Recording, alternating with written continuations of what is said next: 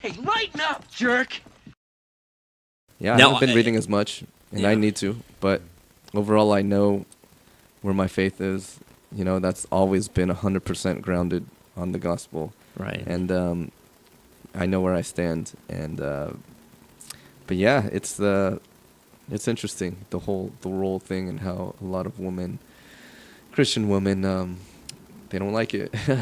Well, A lot of them and don't like that's it. been since the time of Adam and Eve. Like Yeah. when you look at Genesis, it's like your enmity will be between you'll have enmity toward your husband. You'll Yeah. be clamoring for There you go. you'll be clamoring to have lordship over him, and it'll never happen. And it's kind of it won't happen. And that's kind of where I think we're at a culmination of that point today. Yeah. Where you have the feminism of today isn't about like equality; it's about domination, which is one gender isn't supposed to dominate over the other. It's supposed to be a mutual partnership working together, and that's kind of lost. Yeah. And trust me, there's a lot of garbage men out there, just like Oh, there's yeah. a lot of Yeah, of course. terrible women out there. So I was just gonna say it goes both ways. We're not like hating on women. That's Yeah. not what it is. It goes both ways. Yeah, Exactly. but I think I talk about being a spiritual leader, and I read the Bible a lot. I study theology. I know more than just the average Christian that just goes to church on Sundays. But I'm not perfect by any means. Obviously I'm not. It's Really, Robert? no, I know, right? It's shocking. Busted my bubble. Yeah, I'm disillusioned. I know. I look at the struggle that Paul has in Romans, where he talks about like I know the things that I'm not supposed to do, yet I do them anyway, and the things that I know I'm supposed to be doing, I have trouble doing. That's the Yeah. story of my life, dude. Yeah, I think Story it's safe of to my say life. it's the story of everybody. Yeah. Yeah, Yes, well, yes. and I think I'm glad that he wrote that, because it's encouraging someone that we look up to as So a encouraging. pillar of It's the comforting. church, Right, like yeah. Paul we is. consider him an early church father. He is. I mean, the New Testament wouldn't exist without Right, without I him. know, like a good what is it? Over half the. He New- wrote Yeah. 3/4 of the New Three Testament. Testament, Yeah. And and for someone like him, as who he was, to have that struggle, I think that gives people like us a lot of hope. Who, Oh, yeah. who Oh, pale, absolutely, pale in absolutely. comparison to Paul.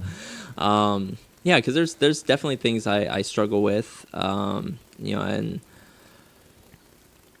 yeah, so like I said, I'm I forgot who said this, and it made a lot of sense. Where it's like anyone that has like an ideology, like like a Christian belief, or because there's a lot of talk. Oh, Christians are all hypocrites. Yeah, you're right. Yeah. I mean, anyone that has any sort of ideology anywhere is a hypocrite at some point. Because we're humans, we fail. And while I absolutely believe in the message that I am proclaiming, that doesn't mean I follow it 100% all the time, because I suck. And I think that's why I also chose Christianity, because it understands the failure of humanity. No, every other religion that's out there, it's all based off of your performance. What So- quote unquote, like you're trying to reach for the stars that you'll never reach. So you could say Christianity is a forgiving religion, and it's a forgiving religion. Yeah, exactly. So I mean, so there's that. I think at least church, with church-going guys, I think it's a lack of biblical knowledge. I think there's also a lack of.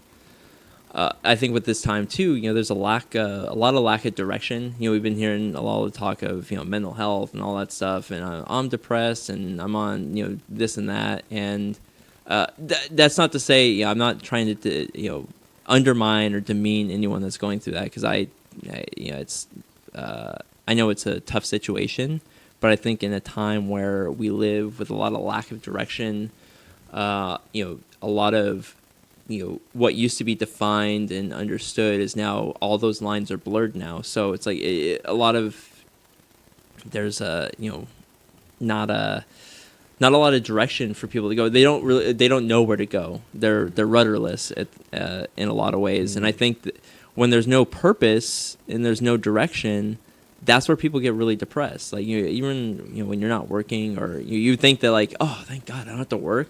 That gets old after a while. Like not having something to do every day, not having a direction to go, not having a purpose. That I don't know. I gets- think I'm one of the exceptions to that. I would love to retire right now. You know why?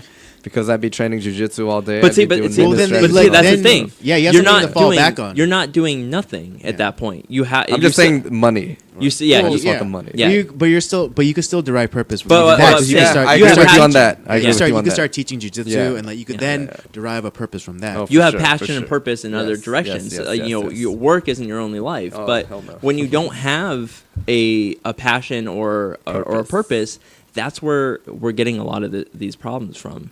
I mean, sure, yeah. There's there's the brain chemistry. There's people that have like they're just the wires are crossed or whatever. But I think a lot of it, if people were able to find a purpose and direction, finding a hobby or passion that you enjoy, that gets you, wakes you up in the middle of the night because you're so excited about it. That's missing in a lot of people, and I think that's why a lot of people are depressed. And now we have they're popping pills super early in life, and Oh yeah. that's Yeah, but it's like, but I know like I keep coming back to it, but I mean it's true, but it's also like a cultural shift where like well, particularly for men, natural male behaviors are like now being like demonized or pathologized. yeah.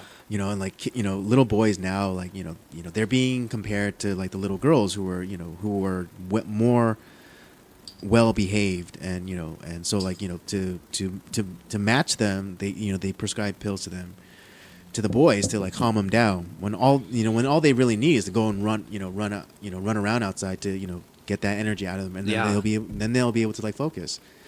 And so yeah, because there's a bunch of stories of where like there's like one little kid, he during recess or whatever, he had a Pop-Tart, and he took bites out of the Pop-Tart and then made it look like in the shape of a gun, and he was suspended or expelled for that. Yep. I remember that story. Yeah. This really does happen. Then we all play with like fake Yeah, guns. Yeah, Well, exactly. back then, when we were man. kids, no problem. Yeah, it was but no like, problem. But nowadays, Freaking like terrible. yeah, dude. like natural like male behavior or proclivities, they're now demonized and pathologized, like literally pathologized, saying like, oh, this is bad or this is detrimental to the boys. Like this is natural male behavior. Little boys are rambunctious. They're loud. They have tons of energy that they have to expel through physical activity. Yeah. And you can't expect them to like just sit there, and like listen to a teacher like the whole time and like not go stir crazy and like start causing a commotion and try to find some way to entertain themselves.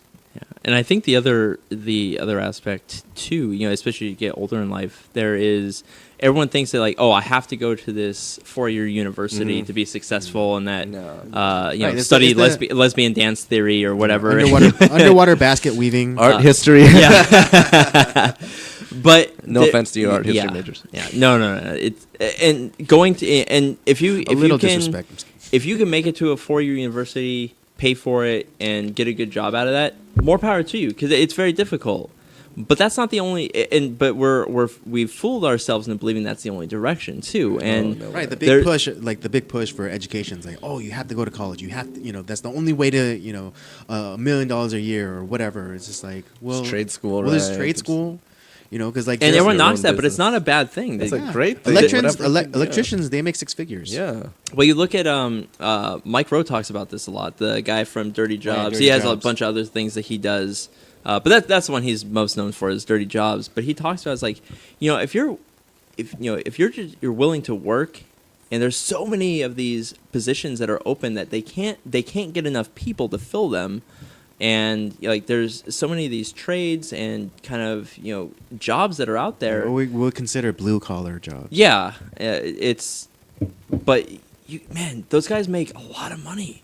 Mm-hmm. It's not the super fancy like corporate. Yeah, it's not the high profile jobs CEO, or professional jobs. Everyone wants to get out of college and be a CEO, but they're not willing to put in the work. But there's a lot of places where maybe you can own your own business, Right, yeah, or you- you I can mean- you have a trade that no one else can do, and you make a shit ton of money out of Right. it. I mean, you might not become a CEO, but you could be a boss. Right. You know, so there's other options. But it's and this is something I've been telling my youth kids too, is because obviously being around Koreans, like it's always there's you're either, it's like I'm telling you, it's like, listen, you might not get into one of those, and I wish I could remember. I gotta find this this clip from Mad Men, and it was a great line where it's like if everyone could have not everyone's wishes can be granted. Not every girl gets to be a princess. It was something along those lines. But the concept is, or the point is that everyone's kind of shooting for the stars, but there's just not enough wishes to go around. So sometimes looking for an alternative, you might find something better that you wouldn't. You wouldn't think of. Yeah, kind of like the message from Incredibles, the first one. Where the villain Syndrome, he's gonna sell his technology so that everyone can be like special, right? And his thing was like, then no one will be special. It's like, so yeah, that's the thing. Like we can I think like we ourselves can be included in that group where we're constantly told growing up, it's like, oh, you're special, you're special, you're special. But if everybody's special, if everyone can do what everyone else can do, then no one is special, really. Everyone is just ordinary. Then I think everyone's unique in a lot of ways. Yeah, there's similarities, but there's something that I feel like there's something that in everyone is like, you can do something that no one else can do. What that is, we don't know yet. You have to figure that out. You have to figure that out. That's one of those aspects of life that you had to figure out. But everyone's unique in some sort of fashion. Like there's something that I don't know what it is. I think everyone can do anything better than I can, but there's something that if I was gone, that someone else couldn't do, whatever that is. I don't know. Same thing with you. Same thing with Andy. No one can be quite the jerk that Andy is. So number one. No, but yeah, I mean, everyone has gifts and everyone has talents, and you have to find your niche. You have to find the right fit for you and just be the best that you can be.